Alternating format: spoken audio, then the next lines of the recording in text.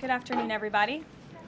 I apologize for my tardiness. We had some technical difficulties, as you could see, but I think we are ready to rock, so let's get to it. I'll begin this week with some scheduling announcements for President Trump's very busy week ahead. Tomorrow, President Trump will host his 9th cabinet meeting of the year alongside his incredible cabinet, who continue to deliver for the American people at a record pace. Later in the afternoon tomorrow, the president will make an announcement in the Oval Office on his initiative to create Trump accounts to give the next generation of Americans a jump start on savings. It will be a very exciting announcement indeed, especially for all of the parents across the country with young children and babies. On Thursday, President Trump will host the presidents of the Republic of Rwanda and the Democratic Republic of Congo to sign the historic peace and economic agreement that he brokered. On Thursday night, the President and the First Lady will celebrate one of America's greatest traditions, the lighting of the National Christmas Tree on the Ellipse. And on Friday, President Trump will attend the FIFA World Cup final draw at the Kennedy Center. You all will be seeing and hearing from the President every day this week, so you have me today, and then he will take on the rest of the week himself. Next, I would like to address the horrific tragedy that took place in our nation's capital last week. A foreign terrorist that the Biden administration failed to properly vet ambushed 2 members of the West Virginia National Guard who were honorably serving here to keep the residents and visitors of Washington, D.C. safe. U.S. Air Force Staff Sergeant Andrew Wolf was severely wounded in the attack and remains hospitalized while he continues to fight for his life. Tragically, U.S. Army Specialist Sarah Beckstrom died of her wounds. She was just 20 years old. President Trump and the entire White House are praying for Andrew's full recovery at the request of his parents and their personal phone call with the president over the weekend. And we are keeping Sarah's family and friends in our prayers during this unimaginably difficult time. Sarah and Andrew represent the very best of America. 2 young patriots who were willing to put on the uniform and risk their lives in defense of their fellow Americans. Both of them truly embody the profound words spoken by Jesus Christ in the gospel. Greater love has no one than this, to lay down one's life for one's friends. Sarah and Andrew are heroes, and we will never forget their sacrifice. That means ensuring the monster responsible for this atrocity is prosecuted to the fullest extent of the law and faces the most severe punishment possible. It also means reckoning with why this atrocity was allowed to happen in the first place, so that it may never occur again. Here are the facts. The terrorist who gunned down American soldiers blocks away from the White House in an ambush was an Afghan national who was flown into our country by Joe Biden's administration in September 2021 in the chaotic wake of their botched withdrawal from Afghanistan. One of the most embarrassing moments in the history of our great country. Joe Biden's historic failure in Afghanistan continues to haunt this country and our men and women in uniform. Not only did this surrender lead to a suicide bombing that killed 13 American heroes in Kabul, but now National Guard troops were shot on U.S. soil by the same kind of enemy. We continue to live with the deadly consequences of Joe Biden's horrific leadership. Nearly 100,000 Afghans were recklessly released into the United States with little to no vetting. There was no regard for the disorder and violence that this would unleash on American communities and American culture. Reportedly, thousands of these strangers and unknown individuals were flagged to the Biden administration for national security, public safety, and fraud concerns. But the terrifying truth is that the Afghanistan debacle is just a small part of Democrats' complete and total betrayal of the American people during the Biden years. The tragedy that we just witnessed the day before Thanksgiving is a reminder that untold thousands of terrorists, gang members, and criminals were invited into our country and remain here to this very day. The border is now secure, thanks to President Trump, but the threat in our interior remains real and urgent. These public safety threats are already inside our land. And President Trump was elected on a promise to find and remove them. And he has already taken significant steps and made significant progress towards fulfilling this promise. But there is more work to be done because President Trump believes that he has a sacred obligation to reverse the calamity of mass, unchecked migration into our country. As a result, the Trump administration is now actively re-examining all of the Afghans imported into the country by Joe Biden. Any individual who threatens our national security or our citizenry will be subject to removal. President Trump has already permanently paused migration of foreign nationals from third world countries that pose a very high risk to the United States. For too long, past American presidents supported self-destructive immigration policies that allowed foreigners who outright hate our country and have no interest in assimilating into our culture. They've allowed these individuals to flood peaceful American communities. This disastrous approach has drained our welfare program, driven up the cost of housing, suppressed wages, and jeopardized the safety of law-abiding American citizens. In fact, according to a new bombshell report from the New York Times, Somalian migrants in Minnesota have defrauded nearly $1 billion in taxpayer-funded benefits under Democrat Governor Walz's leadership. President Trump is putting an end to this dangerous America Last approach.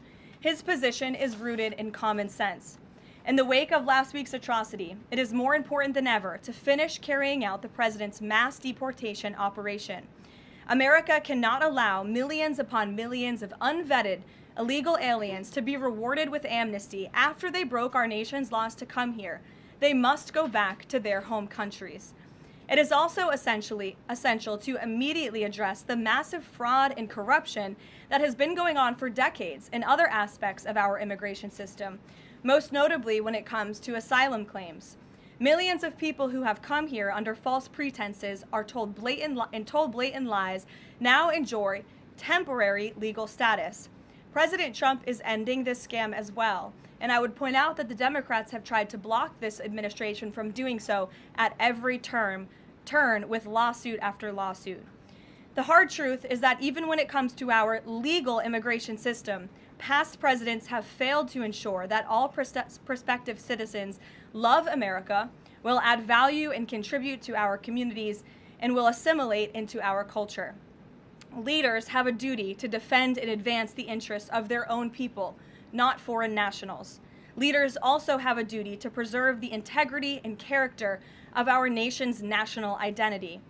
That is why President Trump is more committed than ever to fully restoring American sovereignty by keeping our borders secure, removing all illegal alien invaders, and rebuilding a legal immigration system that makes sense and benefits our country. President Trump has no higher responsibility than to defend our homeland and our people, and he will never waver in doing so. With that, I will open it up to questions, and we'll lead today with Isabel Brown, who is in our new media seat. She's a very popular face on television these days. She's built a great independent media podcast and platform with the Daily Wire, and I appreciate your being here, Isabel. Thank you for being Caroline. here. Appreciate it and appreciate the briefing. Many Americans, in light of these recent events that you just mentioned, are starting to say that we are being invaded as a country, culturally and logistically, when it comes to immigration. And we know that immigration without assimilation is indeed invasion. So given the recent remarks from Vice President Vance on a college campus about dramatically reducing legal immigration to address some of this crisis, and President Trump's Truth Social post last week about individuals who may be non-compatible with Western civilization, are there any conversations happening or plans being made behind the scenes for the administration to implement at least a temporary immigration moratorium, for example, in light of what the American people might be calling for? So, Isabel, it's a great question. I think I spoke a little bit to the heart of your question in my opener there.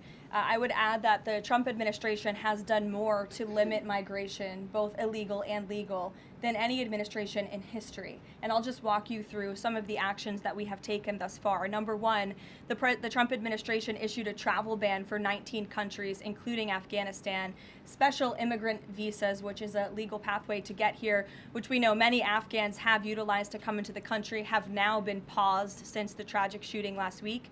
Refugee admissions were suspended for Afghans from this administration on day one, and refugee admissions into the country right now are essentially at zero, with the exception of Afrikaners fleeing persecution in South Africa. The State Department has also heightened their scrutiny and vetting of all visas and have revoked visas, as you know, for those who do not align with our country's national interests. The Secretary of State has the right to do that, and we've taken unprecedented action to do just that. We are also now pausing all asylum adjudications for additional vetting as well. And so additional actions I don't have to read out for you today, but I would just remark that the President has made tremendous progress on this front, and it's why it's so crucial that we not only secure the borders, which the President did in record time. We have 0 illegal aliens entering into the country month after month, but we also are taking a look at those who are already in the interior of our country and removing them if they are here illegally, and also taking a look at these visas. Again, having a visa in the United States is not a right, it is a privilege. And the Secretary of State, if you are deemed contrary to our country's foreign national interests, has the right to revoke that privilege. Thank you. Gabe. Thank you, Caroline. Excuse me. Regarding Venezuela, the President said yesterday that Secretary Hegseth had denied that second strike, the reported second strike on an alleged drug vote on September 2nd, the Secretary said to the President that didn't happen. But to clarify, I just wanted you to clear this up. In his social media post, Secretary Hegseth didn't go into details about that strike. He just said U.S. operations in the area were lawful, and he said that the story and media reports were fabricated. So to be clear, does the administration deny that second strike happened, or did it happen and the administration denies that Secretary Hegseth gave the order? The latter is true, Gabe, and I have a statement to read for you here. President Trump and Secretary Hegseth have made it clear that presidentially designated narco-terrorist groups are subject to lethal targeting in accordance with the laws of war. With respect to the strikes in question on September 2nd, Secretary Hegseth authorized Admiral Bradley to conduct these kinetic strikes. Admiral Bradley worked well within his authority and the law, directing the engagement to ensure the boat was destroyed and the threat to the United States of America was eliminated. And I would just add one more point to remind the American public why these lethal strikes are taking place. Because this administration has designated these narco-terrorists as foreign terrorist organizations. The President has a right to take them out if they are threatening the United States of America and if they are bringing illegal narcotics that are killing our citizens at a record rate, which is what they are doing. And under the previous administration, there was enough fentanyl trafficked into our country to kill every American man, woman, and child many times over. And so that's why you've seen a drastic difference in this administration's policy with respect to the last, and it's one of the many reasons the American public reelected this president and support this Secretary of War in conducting these strikes. So to be clear, to clarify, Admiral Bradley was the one who gave that order for a second strike. And he was well within his authority to do so. And a separate question, the President several days ago said it was his intention to pardon the former president of Honduras, who was a convicted drug trafficker. And yesterday on Air Force One, the President said that if someone sells drugs in that country, that doesn't mean you arrest the President and put him in jail for the rest of his life. How is that different than what the administration is accusing Venezuela's Nicolas Maduro of? You're cherry picking the President's statement a little bit yesterday, as he also said yesterday the people of Honduras have highlighted to him how the former President Hernandez was set up. This was a clear Biden over prosecution. He was the president of this country. He was in the opposition party. He was opposed to the values of the previous administration, and they charged him because he was president of Honduras. There were some other egregious facts that came out during this trial, and I would encourage you to report on them. His court-appointed lawyer was only given 3 weeks to prepare for trial. He shared that his conviction was lawfare by the leftist party, who, quote, struck a deal with the Biden-Harris administration. Hernandez has highlighted there was virtually no independent evidence presented, and many of his conviction was based on testimony from many admitted criminals who hoped that cooperating would reduce their own penalties. So the President heard the concerns from many people, as he does, and he's, of course, within his constitutional authority to sign clemency for whomever he deems worthy of that. Jackie. Thank you, Caroline. Following up on Gabe's question, you said that the follow-up strike was lawful. What law is it that allows no survivors? The strike conducted on September 2nd was conducted in self-defense to protect Americans in vital United States interests. The strike was conducted in international waters and in accordance with the law of armed conflict. And then On this pardon for the Honduran president, does it at all undercut the administration's messaging while you have these congressional Republicans defending the strikes on the narco-terrorists and then a pardon for a convicted drug trafficker? Does that make it more difficult for your members to defend your administration's policy? I don't think so, Jackie. I think that President Trump has been quite clear in his defense of the United States homeland to stop these illegal narcotics from coming to our borders, whether that's by land or by sea. And he's also made it quite clear that he wants to correct the wrongs of the weaponized Justice Department under the previous administration. And Ouija, I'll call on you because I think we're wearing matching blazers today. I was going to Great compliment minds. yours. Thank you, Caroline. Sure. So just to be clear, to clarify on Jackie and Gabe, did Admiral Bradley order that second strike because there were still survivors after the initial strike? Again, as I read for you, Admiral Bradley worked well within his authority and the law. He directed the engagement to ensure the boat was destroyed and the threat of narco-terrorists to the United States was completely eliminated. So was the initial order from Secretary Hegseth, everyone be killed, and did that come from President Trump? I saw that quoted in a Washington Post story. I would reject that the Secretary of War ever said that. However, the President has made it quite clear that if narco-terrorists, again, are trafficking illegal drugs towards the United States, he has the authority to kill them. And that's what this administration is doing. And can I Danny? follow up on the MRI? Because President Trump Sure. yesterday said that he would release the results of his MRI. Is that happening right now? It is happening right now. As part of, and this is a summary from the President's physician, and we will release it right now. I think my team has it teed up for all of you. I'll read it for you, and then you'll get it physically as well. As part of President Trump's comprehensive executive physical, advanced imaging was performed because men in his age group benefit from a thorough evaluation of cardiovascular and abdominal health. The purpose of this imaging is preventative, to identify any issues early, confirm overall health, and ensure the president maintains long-term vitality and function. President Trump's cardiovascular imaging was perfectly normal. No evidence of arterial narrowing impairing blood flow or abnormalities in the heart or major vessels. The heart chambers are normal in size, the vessel walls appear smooth and healthy, and there are no signs of inflammation or clotting. Overall, his cardiovascular system shows excellent health. His abdominal imaging is also perfectly normal. All major organs appear very healthy and well perfused.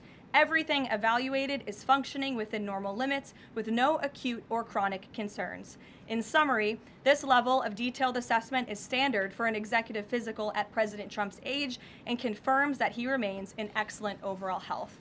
Again, we will provide that to you. I think that's quite a bit of detail, and in the effort of transparency, the president promised it last night, and we have delivered today. So there you go. Danny. Thanks, Caroline. Just going back to Venezuela, can you confirm that President Trump is going to be hosting a meeting of his national security team in the Oval Office today on Venezuela? And what are they going to discuss? Are they hoping to reach a kind of final decision on that? Out of the effort of transparency, I will confirm that the president will be meeting with his national security team on this subject and on many matters. He meets with his national security team quite often. He's the commander-in-chief. It's part of his responsibility to ensure that peace is ongoing throughout the world. I'm definitely not going to detail the specifics of a meeting between the president and his national security team that's taking place in the Oval Office, but I'm happy to confirm that meeting is taking place for you. Can you tell us, what's the position on whether US troops on the ground is a possibility there? Is that, I know you've answered that before, but what's the current operative In status? Venezuela? I think my previous answer stands. There's many options at the president's disposal that are on the table, and I'll let him speak on those. Ed. Thanks, Caroline. The U.S. announced a trade framework deal with the United Kingdom on pharmaceuticals, where they will pay 25% more, and the savings theoretically will go back to American consumers. What guarantees are in that savings will in fact go back to the American consumer and not be sucked up by the company? I'm going to be honest with you, Ed. I'll get you the answer to that question after the briefing. So the American Rescue Plan, Sure. funded a number of universal income. Kush will get you that answer, right, Kush? My trade guy over here.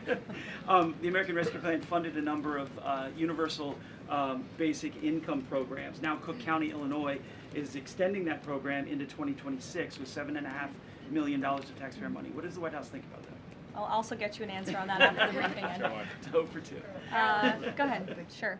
And then in the interest of transparency, does the White House support releasing the Department of Defense's video of those September 2nd strikes on those military boats? And also, separate topic on presidential pardon power. Why did the president commute the sentence of David Gentile recently? He was a private equity executive. He served 12 days out of a 7-year sentence. Prosecutors said he defrauded $1.6 billion with thousands of victims, including veterans, farmers, teachers. Why was he pardoned? To your first question, that's definitely not a decision for me to make. I would defer you to the Department of War. It's also probably a decision for the president himself to make. As for your second question with respect to that pardon, he issued a commutation for Mr. Gentile, who's the former CEO and co-founder of GBP Capital Holdings. Unlike similar companies, GBP paid regular annualized distributions to its investors. In 2015, GBP disclosed to investors the possibility of using investor capital to pay some of these distributions rather than funding them from current operations. Even though this was disclosed to investors, the Biden Department of Justice claimed it was a Ponzi scheme. This claim was profoundly undercut by the fact that GBP had explicitly told investors what would happen. At trial, the government was unable to tie any supposedly fraudulent representations to Mr. Gentile. In short, again, this is another example that has been brought to the president's attention of a weaponization of justice from the previous administration, and therefore he signed this commutation. So say that these people were defrauded. I just read you a very detailed summary of why the commutation was made. Sure. In the middle with the red tie. Thank you, Caroline. Okay, Andrew, go ahead, and then you. In wake of Congresswoman Marjorie Taylor Go ahead Greene's early resignation, reports last week indicated that other House Republicans might consider doing the same. Does the president have any concerns in light of those reports about other House Republicans potentially leaving early, as well as the other announced retirements that we saw in the last couple of days? Look, I think the president maintains very good relationships with the vast majority, maybe with the exception of one or two. I think many in this room know who I'm referring to. Very good relationships with members of Capitol Hill within the Republican Party. And the president clearly is the unequivocal leader of the Republican Party. I think it was a recent CNN poll that actually showed that more than 90% of Republicans continue to support President Trump as the leader. So he maintains very good relations, as does his entire team here at the White House. And of course, we have a very slim margin in the House, and the president wants that to continue. Andrew, go ahead. Sure. First, on the Venezuela strike, you said that that second strike was in full accordance with the law of armed conflict, but the Navy's own manual of law of war says that specifically firing on survivors from a wrecked vessel is an example of a war crime that's forbidden under U.S. law and the law of armed conflict. So how was that second strike in following law of armed conflict, and then second on immigration? Again, Andrew, I would reiterate to you the strike was conducted in international waters and in accordance with the law of armed conflict.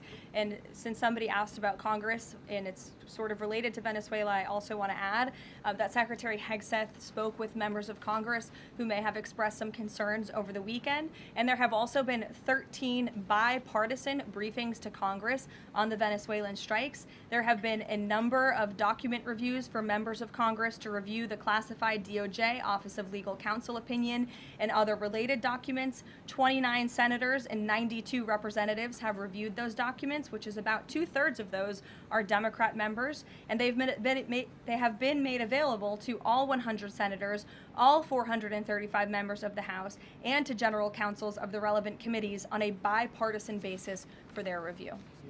On immigration, during your topper you said, and I quote, "Leaders also have a duty to preserve the integrity and character of our nation's national identity."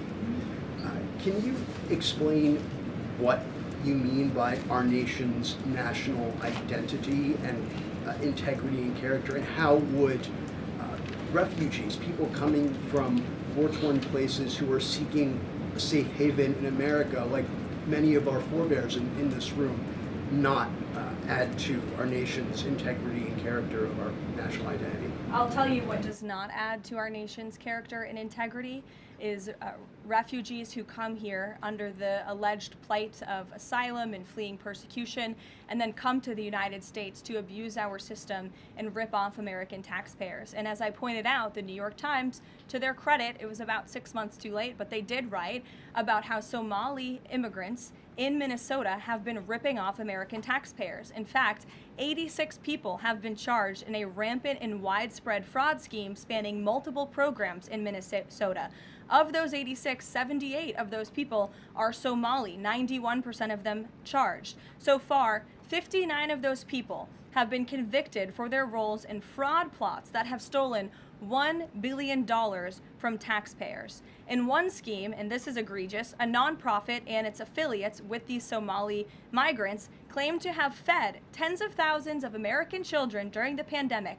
They were reimbursed for those meals by taxpayers. However, federal prosecutors found that almost all of those meals were never even delivered to hungry children. In fact, those organizations' leaders spent the money on houses, luxury cars, and real estate in Turkey and Kenya. Another scheme involved hundreds of organizations who were reimbursed for services that were supposed to help people at risk of homelessness. Once again, those services were never provided.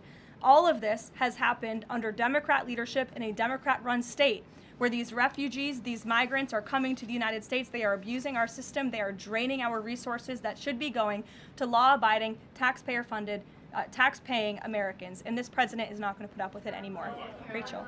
Thank you, Caroline. Just to follow back up on the Washington Post reporting, so much of the concern from Democrats and Republicans is focused on the survivors.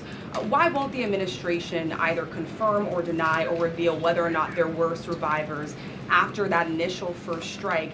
And what imminent threat would two survivors pose who were clinging presumably to the wreckage of that boat? Again, as I said, I think you guys are sort of not listening fully to the statement I've provided. Admiral Bradley worked well within his authority and the law, directing the engagement to ensure the boat was totally destroyed and the threat to the narco-terrorists, to the United States, was eliminated. And for any further questions about his thinking, I would defer you to the Department of War. I obviously wasn't in the room for these. Just to follow up, Caroline, just on the administration's policy when it comes to survivors, was there a change in policy after this strike on September 2nd? The Washington Post is reporting that these two survivors were killed after a second strike, but then in October, two people were rescued and returned to Colombia and Ecuador. So was there a decision that was made to handle survivors differently after these strikes? Not to my knowledge, no. Steve. The president confirmed that he spoke to the Venezuelan leader. Are you trying to negotiate his departure? Is there an asylum deal under work? President, as you know, last night on Air Force One, he said, I don't want to comment on that, but I did speak to him in the effort of transparency. So there you go. You got your confirmation. I'll let him speak further if he wishes to on the details of that conversation that took place. Steve Witkoff is headed to Moscow. How close are you to some sort of Ukraine agreement? I think the administration feels very optimistic. Obviously, you've seen, Steve, that the president's entire team, including Special Envoy Witkoff and Secretary Rubio and the Vice President and the President himself, Secretary Hegseth as well, have been working so hard on this effort, and they all really want to see this war come to an end. And so just yesterday, Sunday, I believe that was yesterday, they had very good talks with the Ukrainians in Florida, and now, of course, Special Envoy Witkoff is on his way to Russia. This is sort of the shuttle diplomacy that you've seen from this administration play out, where we speak equally with both sides. We've put points on paper. Those points have been very much refined, but as for the details, I will let the negotiators negotiate, but we do feel quite good, and we're hopeful that this war can finally come to an end. Stephen. Thank you, Caroline. I've got a question about Ukraine and then a clarification about immigration changes that are happening. On Ukraine, President Trump very briefly yesterday said that corruption issues there were not helpful to the peace process following the resignation on Friday of President Zelensky's top aide, Andrei Yermak. We were told from your podium in the prior administration that, quote, there is no indication that there's been any kind of widespread corruption involving U.S. resources in Ukraine. What is the Trump administration's view of corruption issues in the wake of Yermak's resignation, and how is that impacting peace talks? Well, look, I think the president has made it quite clear, as he said last night, corruption is never helpful. and he does not want to see American tax dollars taken advantage of, which is why he has stopped the endless checks that were being written by the previous administration to fund this war. The United States is selling weapons to NATO that are being sent to Ukraine. That's a very different thing than the American people writing blank checks to a war effort very far away. It does not degrade the administration's determination to see this war come to an end, but I think it exemplifies the president's desire to always put the American people and the American taxpayer first. On immigration, you mentioned, or you emphasized that there would be a review of the Afghans who were resettled here under the previous administration. Yes. There's a lot of changes happening right now to asylum and to green card holders. What should the 2 million people with pending asylum claims, or the roughly million people from the 18 other countries of concern, know about what's going on in the review? What's the status of all these other people? They're essentially paused for review, and the Department of Homeland Security is taking this very seriously, because we are not going to allow soldiers like we saw in American streets last week to be gunned down at the hands of these foreign nationals who had the privilege of coming to the United States of America. And unfortunately, this is not the only example of a dangerous Afghan who was let in by Joe Biden, who went on to harm the American people. There was an Afghan national who was let into the country under the Biden administration through Operation Allies Welcome, who shot and wounded 2 Fairfax, Virginia police officers during a routine traffic stop.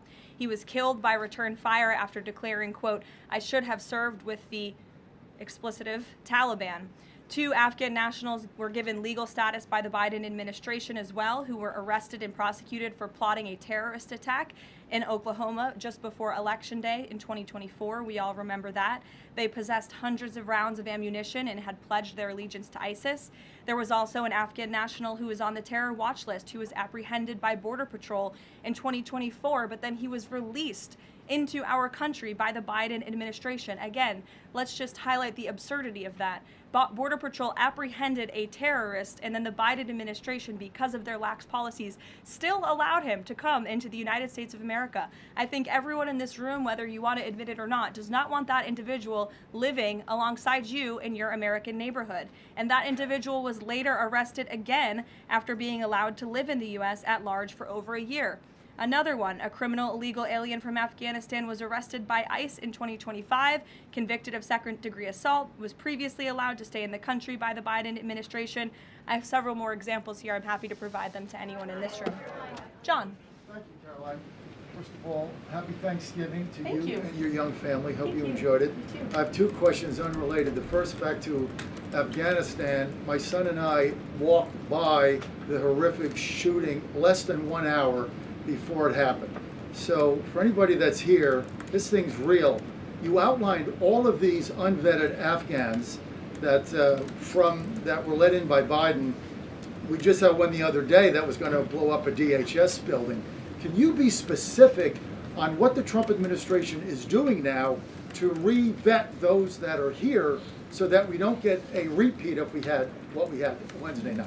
Sure. I can tell you 2 top-level things, and I would defer you to DHS for more of the specifics, as of course they are leading this effort, and I can assure you Secretary Noem is on the ball. I've spoken with her and her team, and they have an all-hands-on-deck effort to having resources go towards this. But we have paused all asylum adjudications, and then of course the special immigrant visas, which we know many Afghans utilize to come into the country under the Biden administration, have also now been paused. And I would just point out one more time that the Biden administration was responsible for the original sin that led to this tragic killing last week, the botched withdrawal from Afghanistan. He was responsible for Operation Allies Welcome, which is something that this White House and the people behind this podium in the last administration fully and wholeheartedly embraced. And they assured the American people there would be no risk or no harm to them. And as I just laid out for you in those many examples, that unfortunately and tragically has not turned out to be the truth. Just ask the families of these 2 brave National Guardsmen,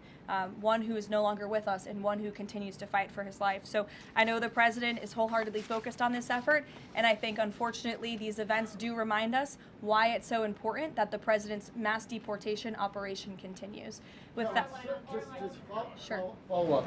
The White House today launched a new fake news portal, which I found interesting. What is your objective with that, ultimately? And are you going to name the news networks, and are you also going to name some of the correspondents, some which may be here today? Yes, we are. I'm glad you noticed. Much to the dismay of some of your colleagues in the room, John. And I think it goes to our original promise on day one to hold the media accountable, because unfortunately, and we deal with this all day, every day around here, there are so many fake stories that are unfortunately written that have inaccurate characterizations of meetings that took place, and it's all based on anonymous sourcing. And you know, the standard for journalism, unfortunately, has dropped to such a historic low in this country. And again, we deal with it every day, where you can have an anonymous source who has no idea what they're talking about, zero credibility, call up a reporter in Washington and say, hey, I heard this, and then the next thing you know, it's on the front page of the New York Times. It's really incomprehensible. We appreciate the journalists, some of those who are in this room who do reach out for comment, who try to get things right, and there are some that remain. But overwhelmingly, the fake news that we see pumped out of this building on a day-to-day basis, it's honestly overwhelming to keep up with it all, and to constantly have to defend against these fake news and these attacks. And I will point out one fake news story over the weekend before I let you all go, from the New York Times that took about 1/3 of the president's daily calendar and his daily schedule and said that he's doing less than he did in his first term, or he might not be fit for the job. That is unequivocally false, and it's deeply unfortunate that this story was written by the same outlet and the same reporter who wrote this: Biden is doing 100% fine after tripping while boarding Air Force One. Oh, same outlet, same reporter who wrote that President Trump is not fit for the job. Are you kidding me? You all see him almost every single day. He is the most accessible president in history. He is taking meetings around the clock. Another one. Biden declared, quote, healthy and vigorous after his first presidential physical. I don't see headlines like that too often about this president. Again, same reporter, same outlet who wrote falsely over the weekend that President Trump is not fit for the job. I can assure you he absolutely is. You all see that with your own eyes on a daily basis, and the president's physician has now given you all 3 detailed reports on the state of the president's health. So with that, I will leave you all, and we'll see you tomorrow. Thank you. Thank you, Caroline.